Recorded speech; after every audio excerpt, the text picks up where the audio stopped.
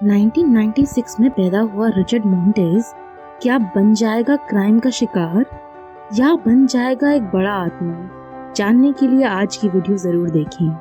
नमस्कार, आपका इस वीडियो में स्वागत है। आज हम बात करेंगे फिल्म फ्लेमिंग हॉट के बारे में। 1996 में एक लड़का है जिसका नाम रिचर्ड मोंटेज है। वो एक गरीब मेक्सिकन परिवार में रहता है और उसके पिता एक वाइनरी में काम करते हैं और बहुत शराबी हैं। वो एक छोटी जाति से है, इसीलिए उसे बुली किया जाता है। उसके बुलीज उसे बहुत परेशान करते हैं लंच रिसेस में, और उसका जो बरीटो है वो बार बार गिरा देते हैं क्योंकि उसमें पीज होते हैं यानी मटर। अब ये खाना वो गिरा देते हैं, ये बात से वो इतना परेशान नहीं होता, हालांकि वो बहुत गरीब है। वो स्कूल में अगले दिन अपनी दोस्त के लिए एक और बरीटो लेकर आता है और उसे खिलाता है। उस समय एक बुली भी वहाँ आता है। रिचर्ड उससे डरने की बजाय उसे बरीटो ऑफर करता है और कहता है तुम्हें खाकर देखो। बरीटो खाते ही वो भी खुश हो जाता है और कहता है कि मैंने इससे बेटर चीज आज तक कभी नहीं खाई। उसके बाद हम देखते हैं कि धीरे धीरे दूसरा बुली भी उससे खाने को मांगता है, लेकिन इस बार वो उसे बिना पैसे लिए खाने नहीं देता। वो उससे 25 सेंट्स लेता है एक बरीटो की, और तब से ही वो एक बरीटो का बिजनेस सा चला देता है अपने स्कूल के अंदर। उसे बहुत सारे ऑर्डर्स मिलते हैं और वो ऑर्डर से जो पैसे उसे मिलते हैं रिचर्ड उन्हें इकट्ठा कर लेता है और फाइनली उस लड़की के लिए जिसके लिए वो पहले बरीटो लाया करता था, अब चॉकलेट खरीदना चाहता है।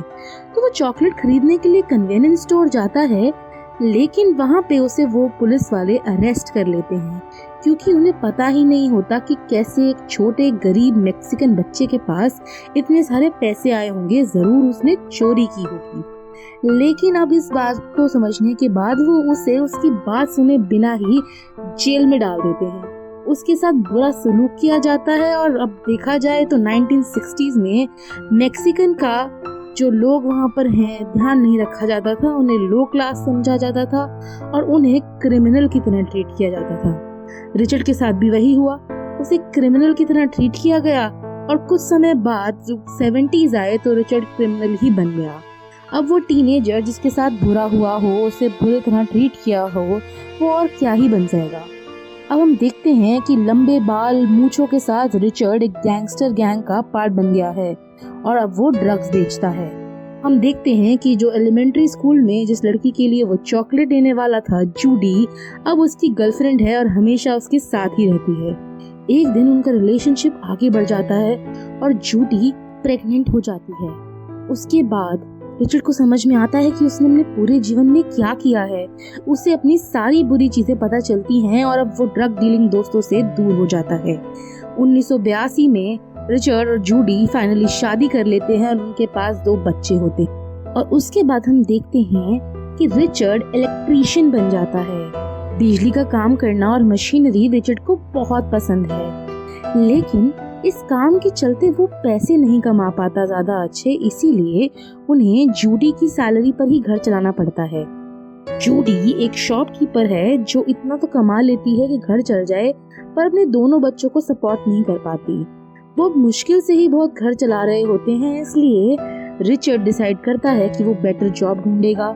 जूडी सेलर बन जाती है स्ट्रीट पर, और जैसे ही उन्हें समझ में आता है कि वो अकेले ये सब कंट्रोल नहीं कर सकते, वो वापस अपने पिताजी के घर आकर रहने लगते हैं। यहीं से हमें पता चलता है कि रिचर्ड की अपब्रिंगिंग में क्या प्रॉब्लम है। दरअसल रिचर्ड के पिता उसे अच्छी तरह ट्रीट नहीं करते। वो एक शराबी भी हैं और अपने बेटे से नफरत भी करते हैं। हम देखते हैं कि अपने पिता के ट्रीटमेंट के बाद वो जाकर अपने कुछ पुराने दोस्तों से मिलता है और दोबारा ड्रग्स बेचना चाहता है क्योंकि अब उसे पैसे फिर से कमाने हैं। लेकिन टोनी रोमेरो जो उनके गैंग का लीडर था, वो उन्हें मना कर देता है वापस स्ट्रीट्स में आने से। वो कहता है कि वो उसके परिवार के लिए बहुत दुखी महसूस कर रहा है, लेकिन अब वो इस डार्क जगह से निकल चुका है और वापस कभी यहाँ पर नहीं आने जाता। अब वो एक फूड फैक्ट्री में काम करता है। ये बात सुनते ही रिचर्ड टोनी से कहता है कि प्लीज उसे इस कंपनी में कोई जॉब दिला दे। वो कहता है कि कल तुम एप्लीकेशन लेकर मेरे काम की जगह पर आ जाना। अगले दिन रिचर्ड जाता है फूड फैक्ट्री के अंदर और पता चलता है कि वो फैक्ट्री फ्रीटो ले की है जो एक फूड इंडस्ट्री है जो चीटोस, लेज, डोरिटोस ये सब बनाती है। अब ये बात हमें नहीं पता कि वहाँ पर रिचर्ड को जॉब लगेगी ना लगेगी, लेकिन उसे इमीडिएटली मना करने की बजाय एप्लीकेशन भरने के लिए कहा जाता है। वो थोड़ी देर बैठकर परेशान होता है, कंफ्यूज होता है और भर नहीं पाता। फिर वो घर आकर बात करता है अपनी बीवी से और एंड में आकर जूडी ही एप्लीकेशन फॉर्म भरती है। उसके बाद हम देखते हैं कि वो उस एप्लीकेशन फॉर्म में लिखती है कि जो रिचर्ड है वो दरअसल में एक ग्रेजुएट है सेंट बर्नांडिस हाई स्कूल का, और एल्मनाई कॉलम में वही लिख देती है। पर रिचर्ड तो उस एज तक पहुंचा ही नहीं, उसे हाई स्कूल से पहले ही निकाल दिया गया था। लेकिन जूडी श्योर थी कि कंपनी में लोग उससे ये सवाल नहीं पूछने वाले। अगले दिन वो फॉर्म लेकर रिचर्ड जाता है और सीधा उसे एचआर मैनेजर के साथ बिठा दिया जाता है और पता चलता है कि वो स्कूल जो सेंट बर्नांडोस है वो उसका एलुमनस रह चुका है, और वो इमीडिएटली ये बात जानकर हैरान रह जाता है।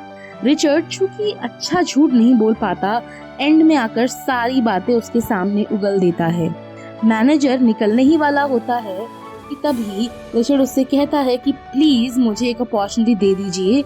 जानते हुए कि जैनेटर की पोजीशन के साथ कोई रिस्क नहीं है, मैनेजर रिचर्ड को जैनेटर की जॉब दे देते हैं और कहते हैं कि मैक्सिकन लेबरर्स जो हैं वो हार्ड वर्कर्स होते हैं, तो तुम ये काम कर लो।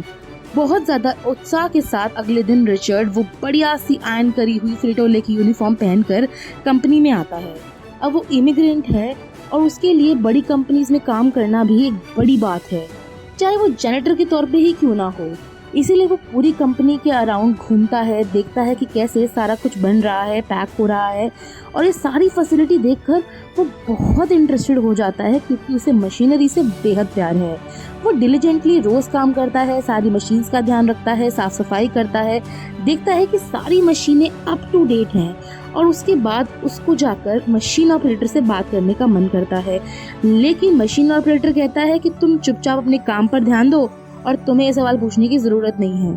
अब वो इस बात पर गुस्सा हो सकता था, लेकिन उसने अपना गुस्सा रोक लिया क्योंकि उसे इस जॉब की बहुत जरूरत है। अब वो यहाँ पर ट्रबल तो नहीं करना चाहता जिसकी वजह से उसकी जॉब चली जाए। तो दूसरी बार रिचर्ड हार नहीं मानता। जब रिचर्ड सफाई कर रहा होता है तो एक ऑपरेटर है जिनका नाम क्लेरेंस बेकर है। अब वो उनके पास जाकर इस चीज में इंटरेस्ट दिखाता है। क्लेरेंस थैंकफुली रिचर्ड की इज्जत करते हैं और उसे मशीनरी के बारे में बताते हैं कि कैसे उन्होंने खुद ही मशीनरी के बारे में सीखा है। रिचर्ड को और भी ज्यादा उत्साह आता है और वो क्वेश्चंस पूछता ही रहता है। और उस टाइम से आगे बढ़ते हुए जो टोनी है वो उनकी कॉन्वर्सेशन को आगे रोक देता है।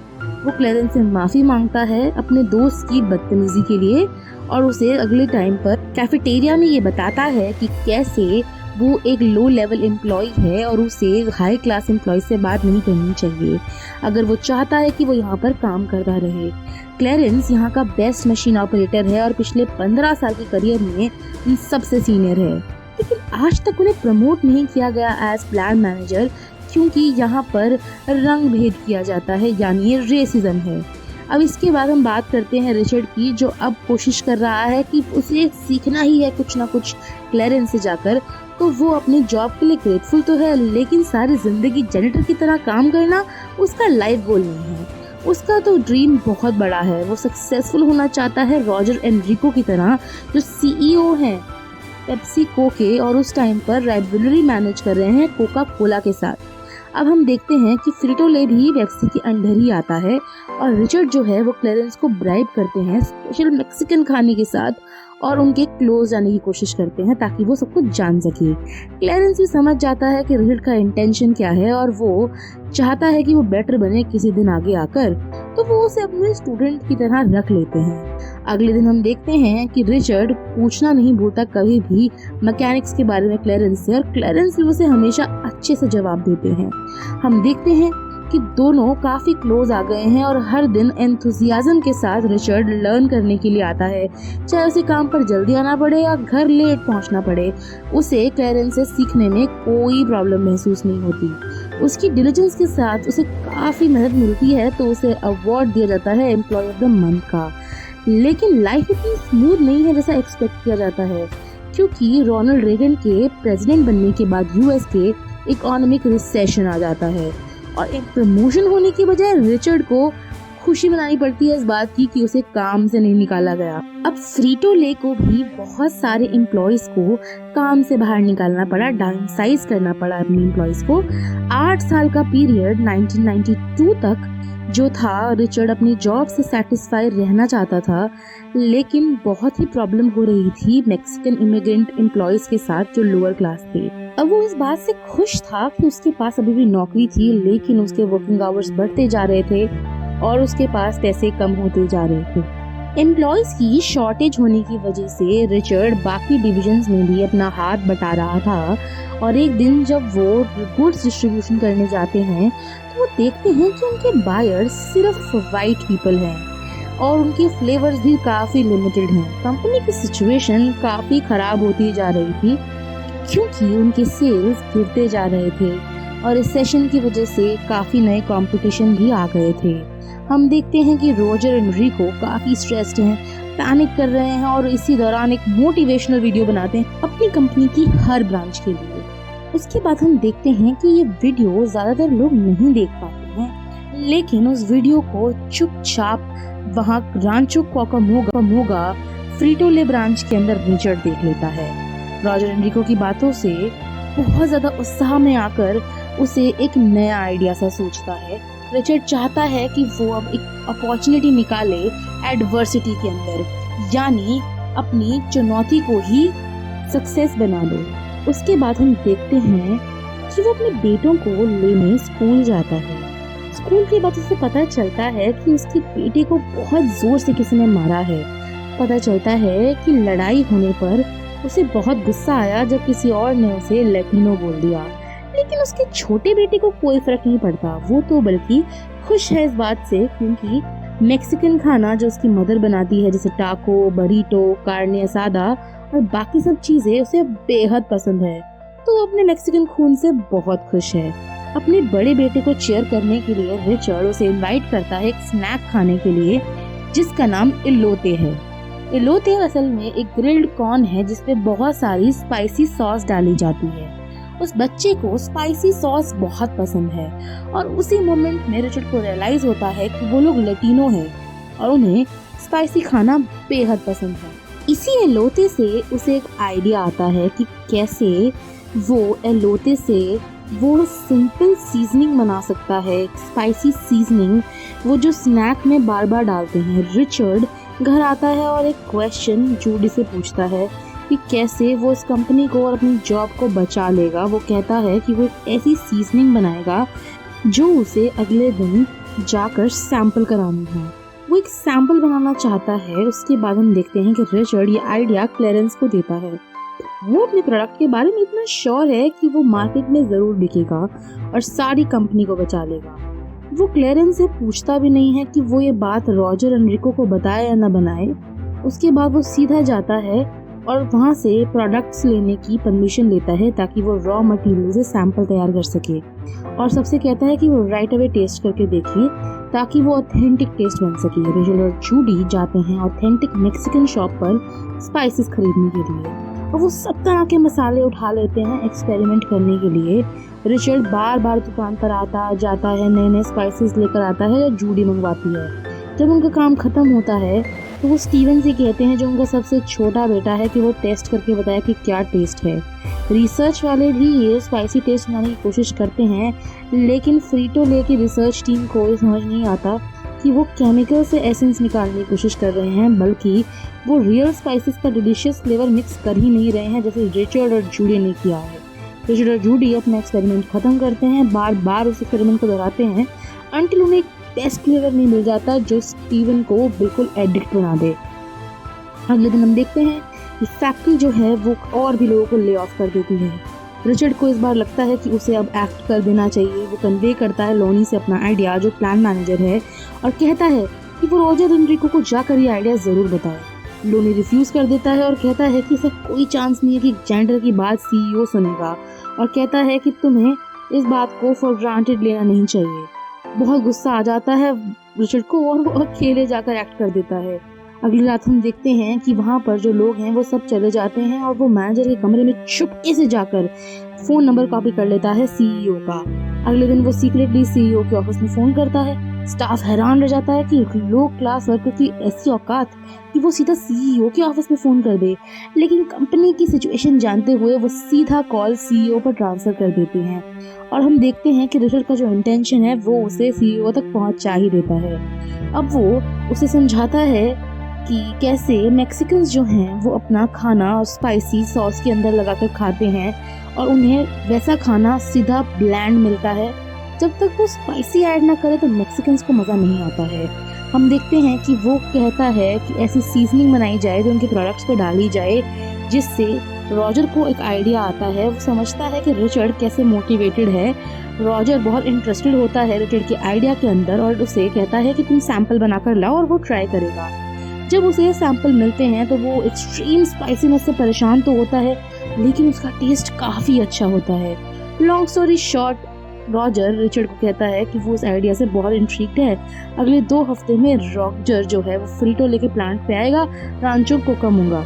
हम देखते हैं कि वो होप करता है कि वो और आइडियाज़ को सुने रिचर्ड से, और जब बिग बॉस का अराइवल होता है तो सब लो क्लास एम्प्लॉयज़ को इमीडिएटली कहा जाता है कि फ्रीटो फैक्ट्री जो है उनके ऑन लोकेशन पर आया जाए। मैनेजर को स्कॉल करते हैं अपनी कमांड से निकलने के लिए और कैसे रिचर्ड अपनी हायरार्की तोड़कर आगे बढ़ गया और इस बात से उसे कहता है कि अगर उसका नया फ्लेवर का आइडिया चल भी जाता है तो उसमें कॉस्ट और रिसर्च के पैसे लगेंगे और वो और एम्प्लॉयज़ की नौकरी खा जाएगा।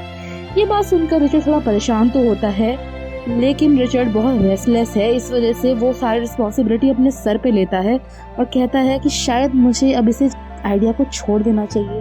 लेकिन जूडी उसका साथ नहीं छोड़ती। जूडी उसे बोलती है कि तुम्हारा आइडिया अच्छा है और इससे कंपनी बचेगी और बाकी सब लोगों को जॉब भी वापस मिल जाएगी। इसलिए वो वापस जाता है, बढ़िया कपड़े पहनता है, अपनी स्पीच को, चीट कोड को रिवाइज करता है और जैसे ही सीईओ आते हैं उन्हें जाकर प्रेजेंटेशन देना चाहता है।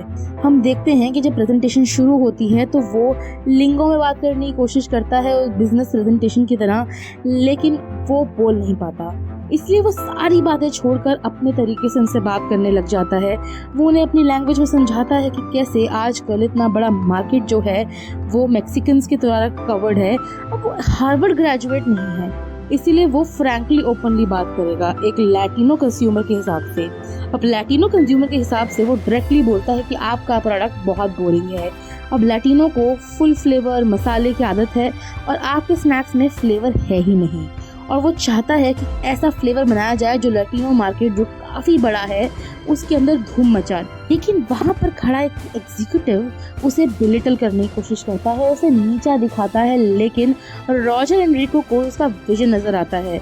वो रिचर्ड से कहता है कि मैं जानता हूँ कि तुम्हें मार्केट ट्रेंड का मतलब नहीं पता, लेकिन तुम बहुत पीपल ओरिएंटेड हो और तुम्हें पीपल फैक्टर समझ में आता है। रॉजर एनरिको उसमें इन्वेस्ट करना चाहता है और अब वो कहता है कि वो एक आइडिया उस जेंडर से ले लेगा।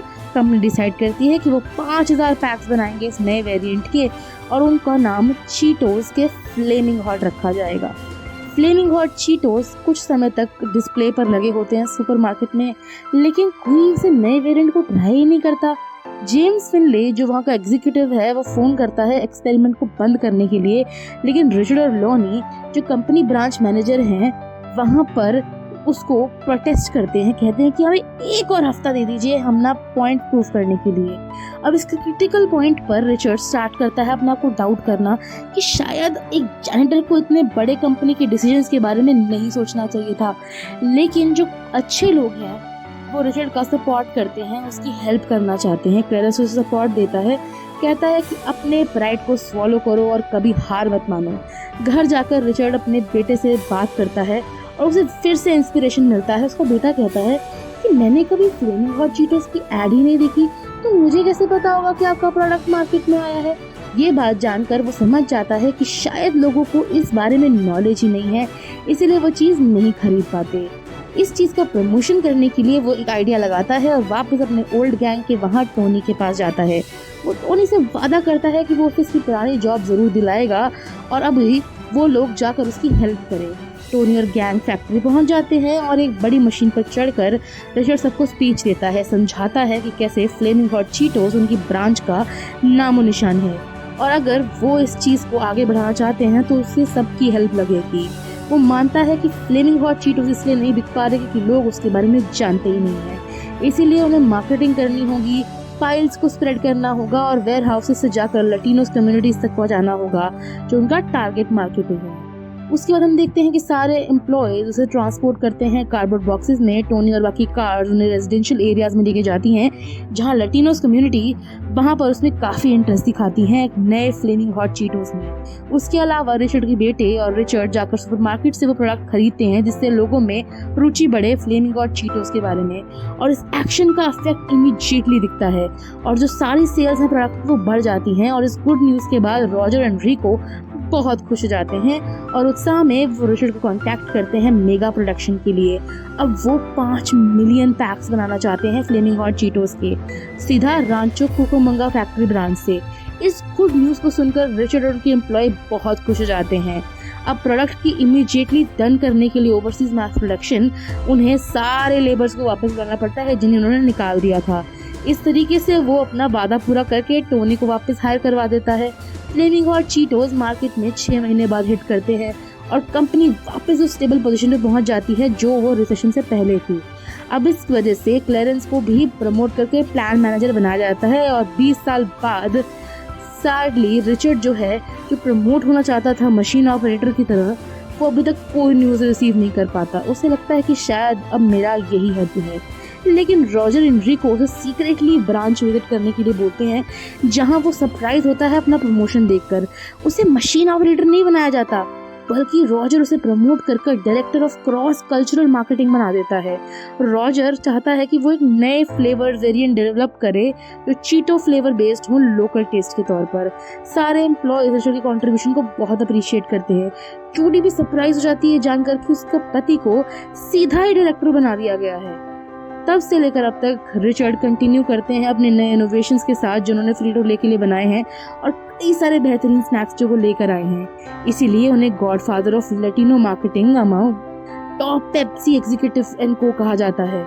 फ्रीटो-ले में वो 2019 में जाकर रिटायरमेंट लेते हैं, लेकिन उनकी जो लेगेसी है फ्लेमिंग हॉट चीटोस की आज भी बरकरार है। तो दोस्तों कैसी लगी आपको ये कहानी हमें कमेंट सेक्शन में जरूर बताइएगा। अगर वीडियो अच्छी लगी तो इसे लाइक कीजिएगा और अपने दोस्तों के साथ जरूर शेयर कीजिएगा। चैनल को सब्सक्राइब कीजिएगा क्योंकि ये मुफ्त है। फिर मिलेंगे किसी नई फिल्म के साथ। धन्यवाद।